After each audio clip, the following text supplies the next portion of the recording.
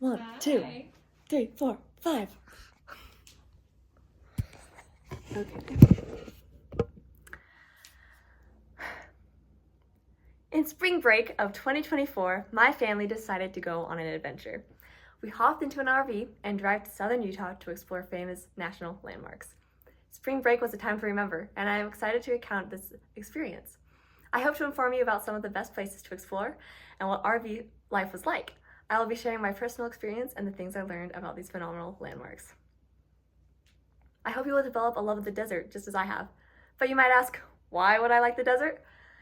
Well, southern Utah is known for its unique geology and striking landscapes. Many people venture there for dramatic contrast that might even seem otherworldly.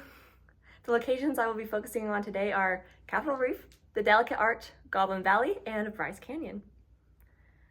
So, first up is Capitol Reef. Capitol Reef is a massive canyon, about 100 miles long and about 270 million years old. We walked through it, completely amazed at the architecture of nature. The sides of the canyon rose up stories tall on both sides. Sometimes the path became narrow, making us turn sideways to get through. Other times the path widened into very large spaces, enough to run around in. We enjoyed finding nooks and crannies to crawl into on the sides of the rocks. You can see the tall sides of the canyon here.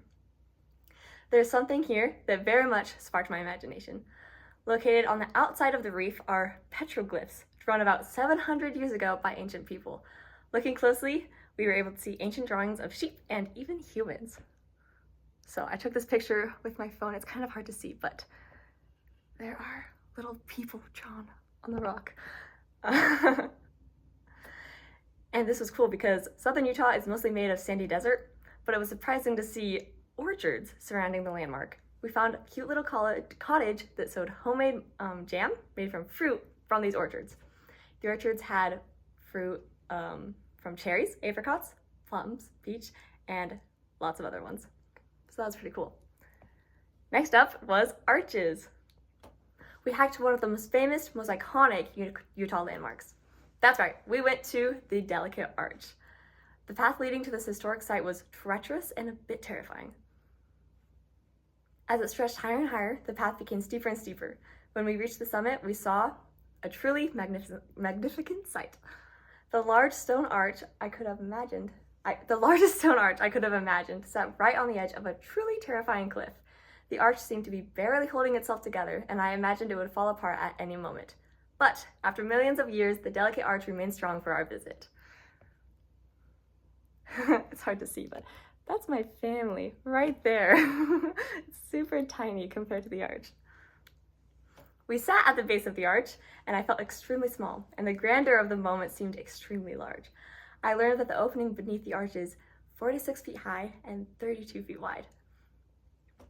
Adding to the grandeur of the stone giant is the landscape behind it. Looking over the intensely high cliff, we could see forests, mountains, and desert, along with a completely clear blue sky. Luckily, it was springtime, so we got to see all of this in vivid color. This is us closer up on the rock. I'm so thankful I got to see this gorgeous natural landscape that has been standing for hundreds of thousands of years.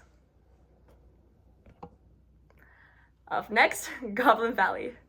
It's kind of hard to see. That's me. Another highlight of the trip was running amok around Goblin Valley. Yes, it's a real place. It's a desert valley filled with sandstone formations in the most bizarre shapes and sizes imaginable. In fact, many of these formations look like, well, goblins, or very large demented mushrooms. We learned at a nearby visitor center that these goblins were created by erosion. After lifetimes of intense wind and water crashing against it, the sturdiest pieces of sandstone remain, leaving us with a very fun place to visit. This is my brother. The place made me feel like I had just landed on Mars, and it was ours to explore. What made it even more exciting is that we were free to climb on any and all of the goblins. And we did. Feeling like little kids again, my siblings and I were able to play around on our very own goblin-infested Martian playground.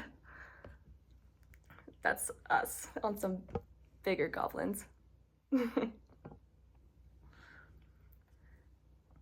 To give you a final look inside the valley, we learned that the locals call these goblins hoodoos, which strictly means bewitched. And there's one more. It's pretty fun. You can see there's a lot of them. All right, next up, Bryce Canyon.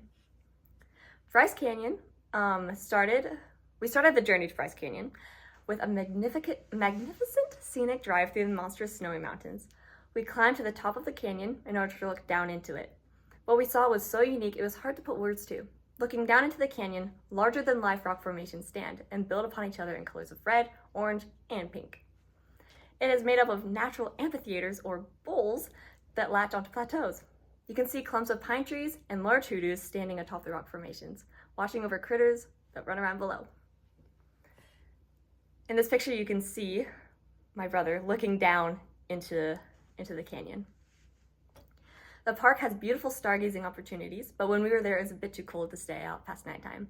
And we had planned to climb through the spire-like rocks, but they were covered in snow, so the hike was canceled that day, unfortunately.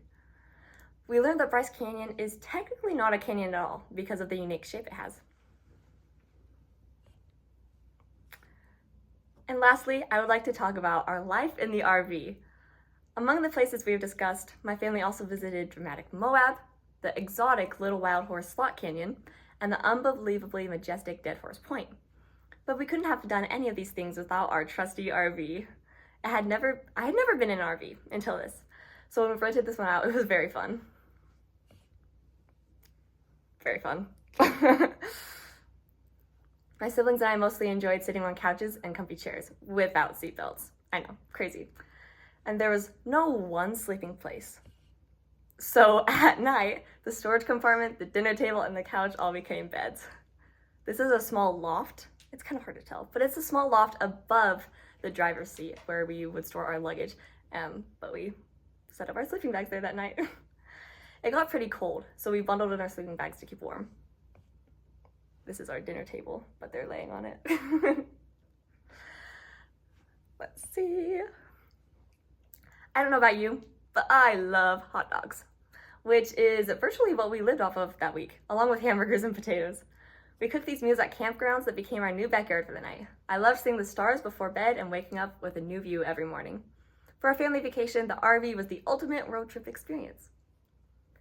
The fun thing is, this all came as a surprise. Weeks before spring break, my parents said, "Surprise!" And we found out that they had planned our whole adventure without us even realizing. Ta-da! My family's travels at spring break barely broke the surface of all Utah has to offer, but Capitol Reef, Delicate Arch, Goblin Valley, and Bryce Canyon are each unique landmarks that we enjoyed exploring and learning about.